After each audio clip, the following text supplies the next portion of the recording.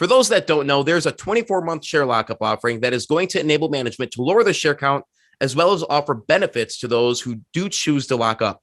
And we are still waiting the specifics. So let me ask you, Jord, will you be locking up shares? And can you speculate? Yes, I said speculate because it's always fun to speculate as to what you think they are going to offer.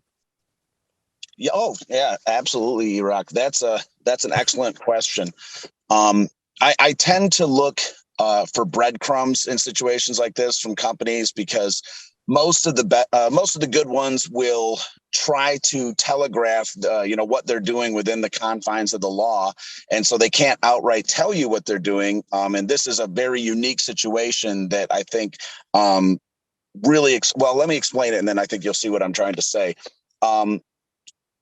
The words I'll read off of let me pull this site up, that they had two things, and here's the breadcrumbs as I saw them. The first one was participating shareholders will receive a percentage in consideration of the number of Ilus common shares they choose to lock up. So the more you lock up, the better the rewards. The second nugget is participating shareholders may receive a consideration percentage in Ilus shares, which offers the opportunity for these shares to be converted for shares in Emergency Response Technologies, ERT, or any other Ilus subsidiary where legally possible. Now, that's the really big one, in my opinion. So what this tells me, based on some other things that Nick and JP have said about creating generational wealth and wanting to reward the long-term shareholders, that I see this as them letting you know that if you're willing to help the company by locking up your shares for the 2 years, which I am absolutely doing, and I'm doing it at a rate of 90% of my total shares. So it's going to be about 3 million shares that I'm going to be locking up. And the reason for that is that I truly believe that even though they can't legally tell us right now what the prizes are going to be because they haven't technically acquired them yet, Vera Drones, the other defense, Millignon being on there, that I think that once I have the shares locked up for the 2 years and then the 12-month, basically closeout period where they just don't allow you to just dump your shares, the first day, it'll only allow you to sell X amount, but I won't be selling anyways, is I think that when you lock up your shares, that you're going to be given this offer because they said whatever subsidiaries are legally possible. And so two things will have to happen. First, Ilus will have actually had to have closed and acquired those companies, which I think within the 2-year window, when you look at any of the charts that they've shown during the annual shareholders meetings or some of the other videos that they've done, that it seems very reasonable that that's going to happen within that window. The second thing being is as they have these other companies, which much better share structures than Ilus, the parent company, has, is that it would be very easy for them to carve out 100 million shares from ERT, 100 million shares from Vera Drones, 100 million shares from, any of the other companies that they have. And so that would make it very, very juicy for the people that lock it up. And imagine that you get, a share of ERT at $3 or $4 for every 10 shares of Ilus that you were locking up at 7 cents, or every 20 shares, or whatever it is. And the incentive is to make sure that people lock up the appropriate amount of shares. We don't know what that number is that Ilus wants to achieve internally, but I would assume it's somewhere in the range of 40 to 50% of the shares, bringing the total outstanding shares from 1.32 billion to basically 650 million. And this is going to allow them to do all kinds of different things. But I think the big one is, and they basically told us this, but they can't come right out and say it, is if you ride with us and you lock up your shares and this helps the company and it helps you, that not only are we going to get to see the increased gains that are going to happen as we have financial statement after financial statement showing the revenue growth and the acquisitions. JP just said we have 6 now instead of 4. Can't wait until November 15th. I'm absolutely looking forward to it. And it's, like I said, just my opinion.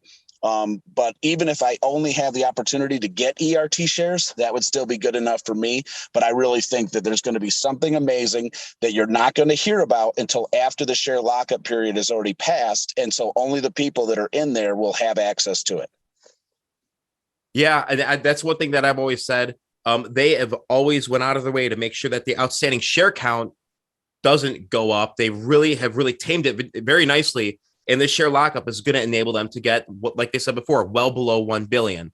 And so a shareholder like me that only has 300,000 shares, really, I'm going to be indebted to you for locking up as much as you're going to lock up. And there are people out there. And I think in the conversation, you said this before, they're not looking for 600,000 people to lock up 50 shares. They're looking for 1,000 people to lock up millions of shares. And I think that was very well put. And it's going to be great, and it's going to offer value. It's going to be it's a win-win for everybody. Those who don't choose to lock up, and the big players such as you that are going to lock up. And I think that I agree with everything that you are saying. Yes, I'm drinking the Jord Kool-Aid right now, but that is 100% correct. And I think that they have been faithful to their word and their commitment to us. So what's to lose at this point when these new details come out? I think we're going to be pleasantly surprised. Yeah, and you touched on it multiple times when we've been having conversations, is that they've shown themselves to be aligned with the shareholders first and foremost. We're way past the point of this being some kind of rug pull or any other kind of shenanigans that are so so constant in the OTC as just to become a trope. But now it's really when the rubber meets the road, because by the time we get out of this, historically significant recession and the markets start to react more normal, and, we actually see price action holding and the bears don't win every single short attack, that it's going to be really nice to have your money in a company that has the possibilities of growing as large as mergers and acquisitions companies do, which is infinitely, and to have a foundation that's inflationary proof in a world that's constantly dealing with, like they said, fire and climate change and war and all these different areas that are just unfortunately not going to go away anytime soon, but the resources are still going to need to be created, like with the E-Raptor, with the higher European Union standards, and the mist nozzle technology, which I keep seeing a lot of people posting about, but that's just one small piece of the puzzle. It's really not a make it or break it company. The thing I like so much about them is that they can pivot very easily to so many other things, but they're still keeping their foundation synergistically connected, where every company can help the other companies and they can increase their profitability both vertically and horizontally as we get manufacturing up.